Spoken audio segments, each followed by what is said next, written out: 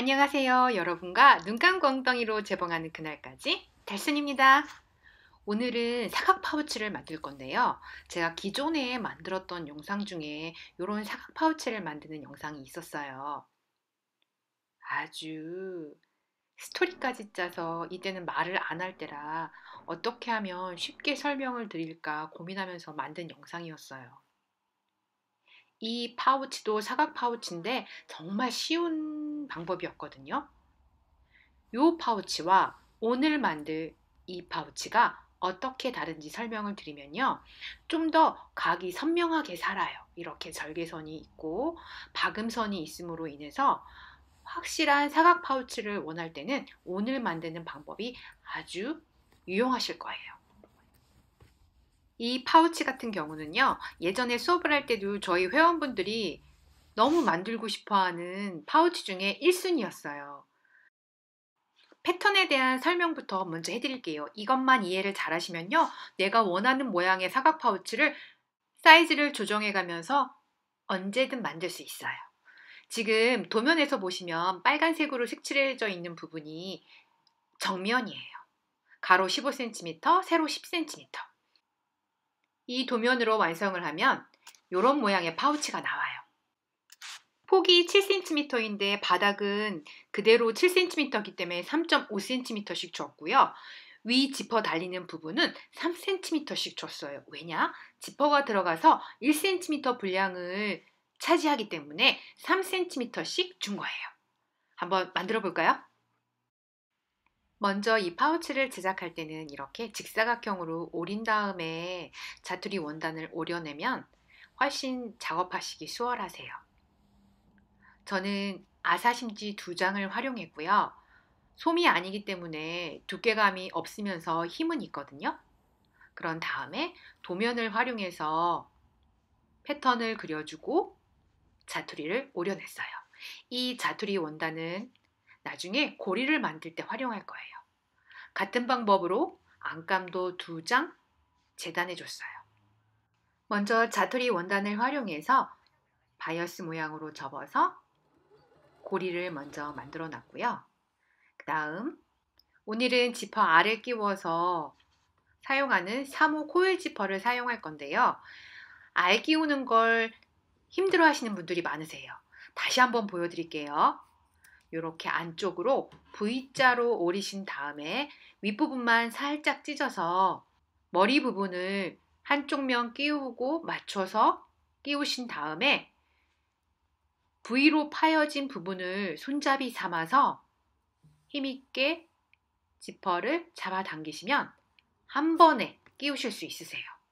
지퍼의 길이는 도면에 가로 사이즈 맞추시면 돼요. 저는 25cm 길이를 맞췄고요. 자, 이제 지퍼하고 연결을 해볼게요. 여러분 3cm와 3.5cm를 구분하셔서 지퍼는 3cm 부분에 연결이 됩니다. 그러면 겉감의 겉과 지퍼의 겉이 만나게끔 연결하셔서 재봉을 해주세요. 그런데 이때 여러분은 지퍼 노루발을 사용하세요. 저는 지퍼 노루발 사용하지 않았고 바늘을 왼쪽으로 땀폭을 최대한 옮겨서 재봉을 했어요. 오늘 파우치 제작의 가장 중요한 포인트예요. 겉감하고 지퍼하고 연결할 때 1.5cm를 띄우고 재봉을 시작하세요. 아주 중요해요. 끝날 때도 마찬가지로 1.5cm를 남겨놓고 마무리하셔야 돼요. 보여드릴게요.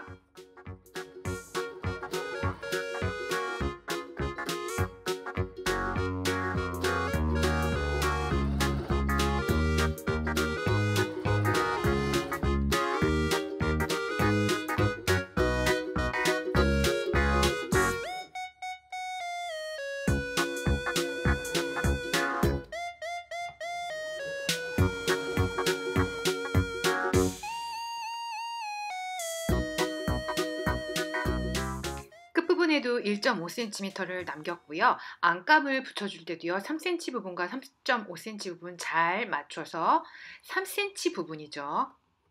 이렇게 안감도 겉과 마주하게끔 한 다음에 박음선이 보이는 겉감 쪽을 향해서 봉제를 하시면 맞추기 훨씬 편하세요.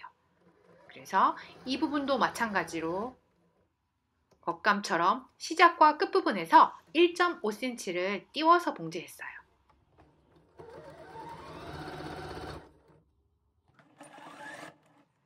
반대편 지퍼 부분도 겉감과 안감을 마주하게 해서 같은 방법으로 1.5cm 띄워서 안에서 봉제를 했고요. 이렇게 겉감과 안감을 한쪽으로 제낀 다음에 지퍼 다시 겉면에 겉감의 겉을 마주하게 해서 지퍼 부분이기 때문에 마찬가지로 3cm 폭 부분이죠. 3cm 폭이 있는 부분하고 잘 맞춰서 다시 지퍼 부분 1.5cm 안으로 들어와서 처음과 끝을 봉제하시면 됩니다. 같은 방법으로요. 다시 한번 안감도 1.5cm 안쪽으로 들어와서 봉제를 시작한 후에 1.5cm 전에 끝내서 마무리를 합니다. 지퍼 부분 봉제하는 부분만 1.5cm씩 띄운 거예요.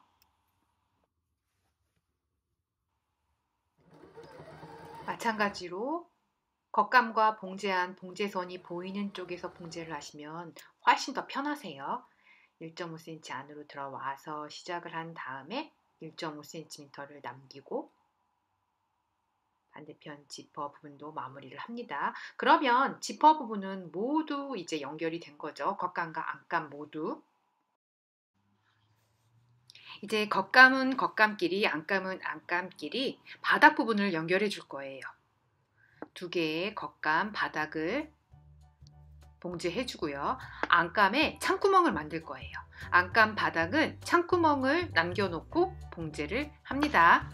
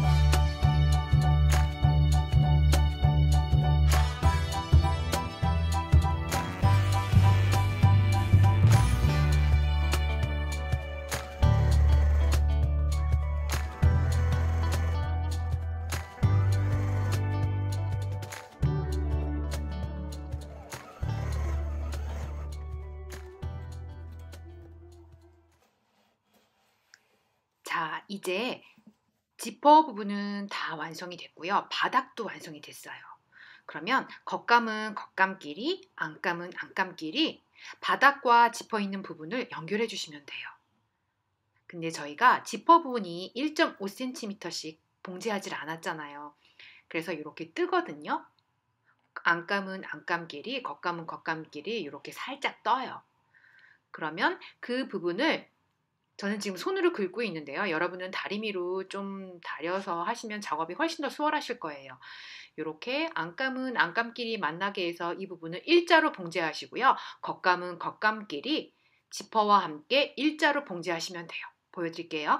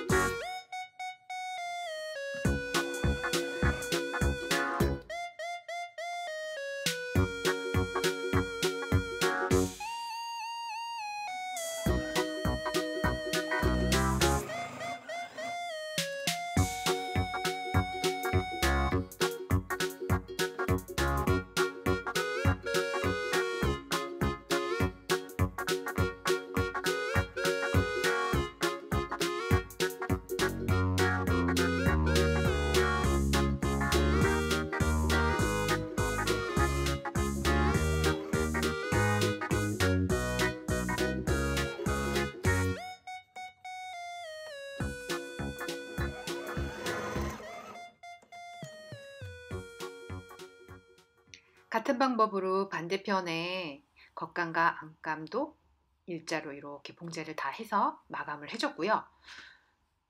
이제 마지막 작업이에요. 여러분 가방 만들 때 바닥 잡으시는 것처럼요. 이렇게 사각으로 오려진 귀퉁이를 이렇게 바닥을 잡아서 일자로 봉제해 주시면 되는데요. 이때는 시접 부분이 가름솔이 아니고요. 지퍼가 아래로 꺾였기 때문에 그 부분의 시접을 지퍼 바닥 부분 쪽으로 꺾어서 봉제를 해주셔야 돼요.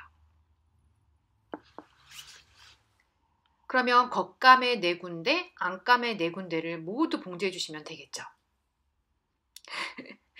고리를 까먹었어요. 그래서 겉감 그 지퍼 부분 봉제한 부분을 살짝 뜯어서 얼른 넣었어요. 여러분도 이러실 때 많잖아요. 그러면 아까 설명 못 드린 부분을 설명을 드리면요. 이렇게 지퍼하고 그 솔기 부분을 선을 잘 맞추시면 그 사각형 파우치가 아주 예뻐요. 그리고 지퍼로 벌어진 그 1cm 틈에 이렇게 고리를 넣어주시면 완성되었을 때 각이 살면서 확실히 예뻐요. 그런 다음에 아까 말씀드렸던 안감과 겉감의 각각 옆면에 해당하는 4 귀퉁이를 모두 봉제해 볼게요. 이렇게 바닥을 잘 잡으셔야 되는데요. 이때 요령은 딱 만났을 때 봉제되는 직선과 시접 부분이 수직이어야 돼요. 그래야 각이 살고 예뻐요. 그리고 시접은 지퍼 바닥 부분 이렇게 바닥으로 시접을 향하게 한 다음에 봉제해 주시면 돼요. 보이시죠? 수직으로 잘 맞고 시접은 모두 지퍼가 내려가는 바닥 부분을 향해서 봉제를 해주시면 됩니다. 이렇게 겉감 4군데, 안감 4군데를 모두 봉제하시면 됩니다. 근데 지퍼가 닫혀 있으면 아마 안감을 봉제하실 때 힘들 거예요.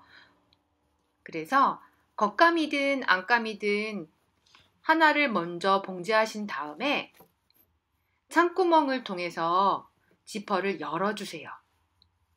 그러면 나머지 부분 4 귀퉁이를 봉제하실 때 훨씬 편하세요.